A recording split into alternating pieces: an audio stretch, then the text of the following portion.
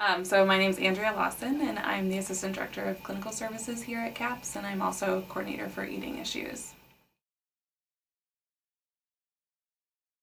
Well, eating disorders, like other mental health concerns, are classified using the Diagnostic and Statistical Manual. It's called the DSM-5. That's the latest issue that came out. And in it, there's listed criteria for anorexia, bulimia, eating disorders not elsewhere classified, and then also binge eating disorder. Those are the primary eating concerns that people will come up with. On campus, a lot of people struggle with any one of those, but also exercise addiction or orthorexia or other eating disorders that aren't classified by the DSM, but can cause problems for students as well. We just did a study last year. It was called U-Shape, the University Study of Habits, Attitudes, and Perceptions Around Eating, and in it we found that about 20% of students are experiencing eating issues. For undergrad and graduate females, it was a little bit higher than 20%, and for graduate and undergraduate men, it was around 10 to 12%. So it's definitely an issue on our campus and something that happens maybe even more often than we can screen for as well. So my name is Kelly Carbone, and I am the program manager for the Eating Disorder and Body Image program at University Health Service. I'm Olivia Mason. I am a sophomore in Body Peace Course, and I'm a facilitator within the organization, and I also run the Twitter account. So the focus is creating sort of a peer voice for another way of thinking about body image. So especially when you think about college students and what they're preoccupied with, they come in with a lot of misinformation about freshman 15, which has been debunked time and time again, but it doesn't stop new freshmen from coming in worrying about that. So we know that students are really worried about body image. College students are particularly vulnerable to eating disorders. Body Peace Corps basically has the goal of spreading awareness about eating disorders on campus, but also promoting the idea of being comfortable in your own skin and encouraging media literacy and basically sort of teaching people to be happy in the body that they're in.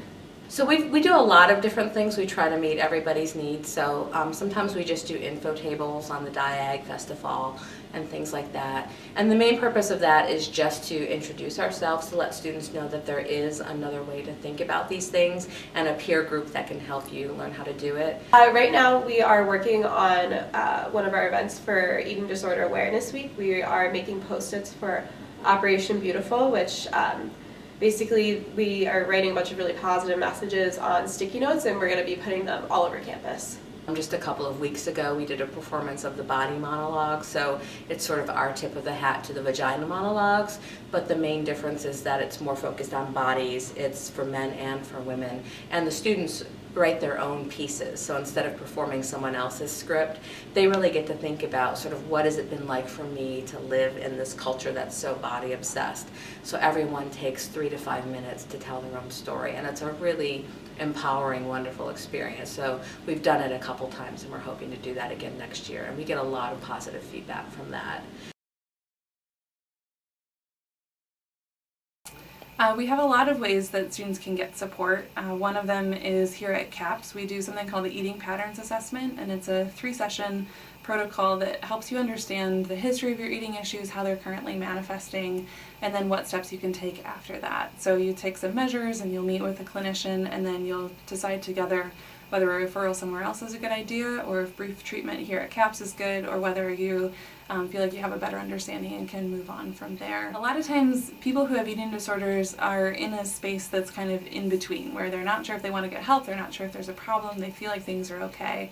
And so a lot of times just noticing what's going on and sticking to noticing specific behaviors is helpful. So, or kind of changes in their attitude or their personality. You know, we used to be able to go out to coffee, and now you haven't asked me out in a long time, so I'm just wondering what's going on. Has anything changed? Or, you know, I've noticed that you're always counting calories, and that's not something that you used to be doing. Is everything okay? So noticing something that's different, paying attention to it, bringing it up, but then also really expressing your support for that student, for your friend, as for who they are, not just the issues that you think are going on. Because a lot of times we think that we know best and we think that we know everything, and it's really about connecting, making that friendship solid, showing your care, showing your trust, and then giving them the resources when you have friends who are struggling, it's really hard to kind of keep yourself from feeling like you have to save them. And I think it's really important to kind of put some boundaries on that and to not feel like you have to be the only one, but that you're just one link in their chain of support. And so if you're noticing things, bringing it up to them first, and then if they're not paying attention and you're really concerned, then bring it up to a residence hall advisor or bring it up to somebody else who can help you help them get support. So we're happy to consult here with you if you have a friend in need.